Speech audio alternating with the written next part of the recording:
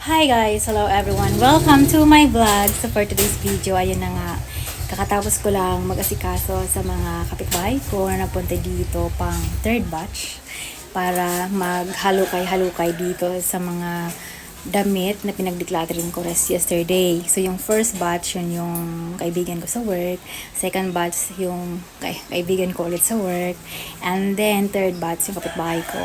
So mayroon pang parating na fourth batch, kapitbahay ng kapitbahay ko na doon sa dulo, punta sila dito para magtingin-tingin ng mga declutter ko ng mga damit na halo-halo na damit ko, damit ng anak ko. So more on, suot ko lang siya mga isa-dalawang beses. Tapos yung iba, yun yung mga tira ko na nung nag-online selling ako. Tapos mga pre-lab na galing sa Korean Bale na ukay. Pero magaganda pa sila. Mga coated, mga jacket. Dahil tag-ulan ngayon, ayun, halos nakuha din talaga almost. Kunti na lang natitira. So, ngayon inaantay ko yung mga blouses na meron kasi doon na nakatira na mahilig sa blouses kasi mga palasimba sila, tapos mga iglesia na mga simple lang na nagsuot naman ng mga used clothes. So lalaban lang naman siya, idadawni and then pa plancha mo lang, okay na. So meron pang natitira. So ang matira nito itatapo na. So magbabayad ako sa bata na pupunta dito para i-pick up to, itapon. Pero syempre sabihin ko sa kanya na kung gusto niyang pilian, pwede, kung ano gusto niyang gawin, uwi niya, pwede din. Basta, bahala na. So, in a simple way, masarap makapag-share ng konting simple something sa mga kapwa na masaya ako kapag nakakapagpangiti ako ng iba. So, yung mga damit na to, hindi po ito basahan ha. Baka isipin niyo basahan, hindi po. Mga ano pa to. Maayos pa talaga sila. Kumbaga, ano kasi ako, medyo impulsive buyer kasi ako yung tao na mahilig ako sa damit. Tapos, pag nasuot ko siya ng isa, dalawa, medyo ayoko na. So, kung ano yung favorite ko, yun yung mapapansin niyo na gamit na gamit, luma na luma.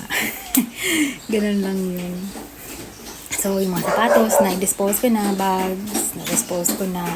So, ito na lang, konti na lang. Makikita ko sa inyo. So, pasensya na guys, medyo ganun talaga, makalat. Ito na lang yung natitira sa mga pinag-declutter ko ng mga damit. So, halo-halo niyan, mga coated, short, pantalon.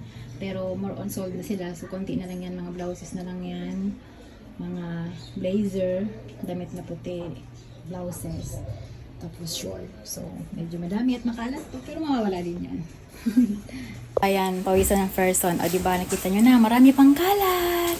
But anyway, hindi man yan maubos, okay lang. Itatapon ko na lang. Huwag napulot nila, okay lang, bala na sila.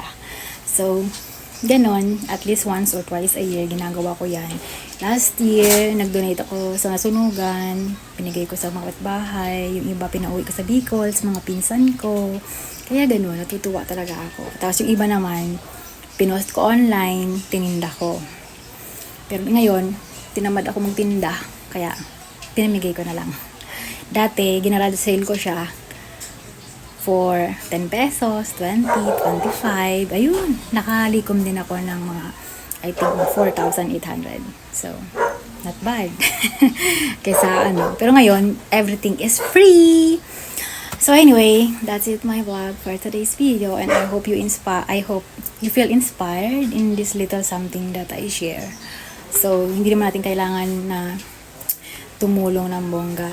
Kailangan ibigay bago. Syempre, kahit simple lang, basta bukal sa loob mo at yung bibigyan mo ay bukal naman sa loob niya natanggapin. Walang problema.